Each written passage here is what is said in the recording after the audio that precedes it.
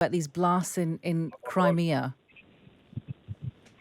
Well, what can be said is that it is confirmed that the one of the most strategic and the most important airfields of Russia in Crimea has been devastated. It has lost at least 9, as we believe, aircraft, maybe more. It's a significant loss in terms of air power and also in terms of resources. We're not sure about the human casualties and losses, but also it is very likely that a very serious amount of munitions have also been lost. We have already seen all those pictures of this immense blast.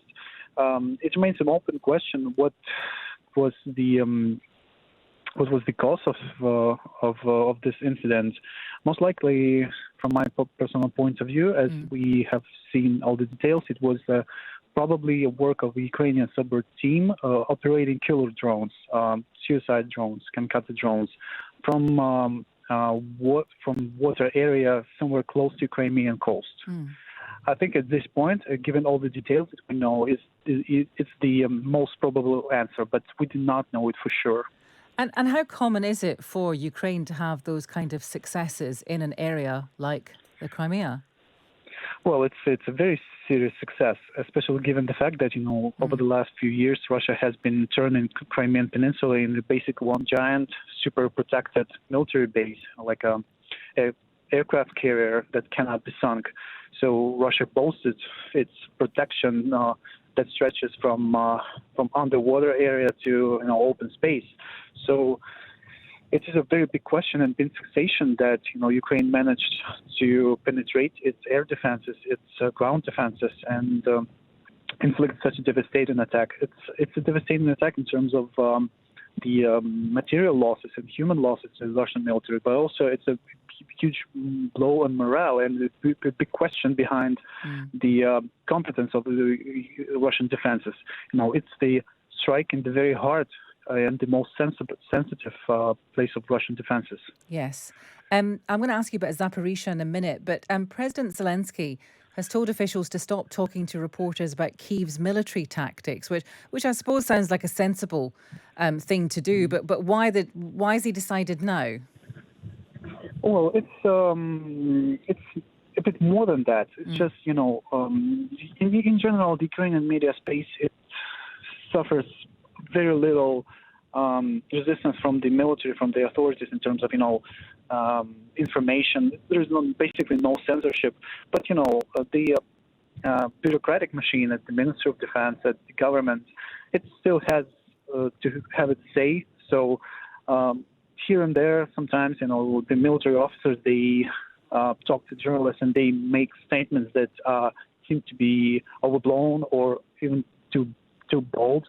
And the bureaucratic machine responds with all these rules and asking people not to share information and to stay secretive about this.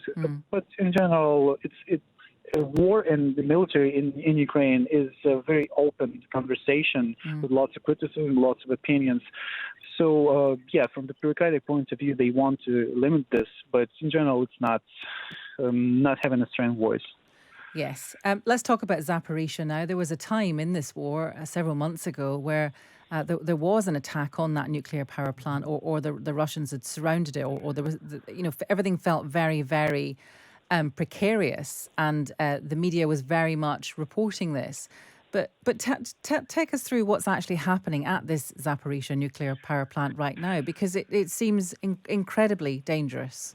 Mm-hmm. Yeah, it's a very worrisome situation because Russian forces in the city of Enerhodar, where this biggest nuclear plant in Europe is, they openly use it as a military base from which they deliver strikes upon Ukrainian territories, Ukrainian controlled territories, and they basically use these facilities, nuclear facilities that are very dangerous to attack, as a shield behind them, and they are provoking Ukrainian military into return fire and exposing the facilities at a greater risk. So it's a very dangerous situation, and the Russian military, they also put a lot of stakes on intimidation, on the playing on human fears, and and the public opinion worldwide, threatening this potential nuclear catastrophe.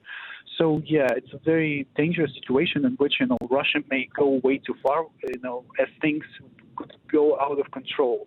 But so far we have seen that Ukraine is doing a good job in terms of not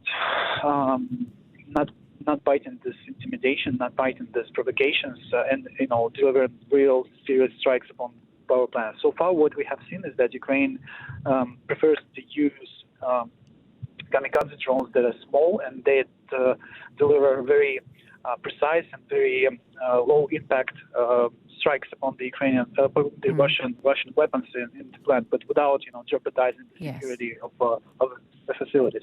Okay, Illia, thank you so much for bringing us up to date on those two really important issues. That is Illia Ponomarenko. He is a defence reporter with the Kyiv Independent.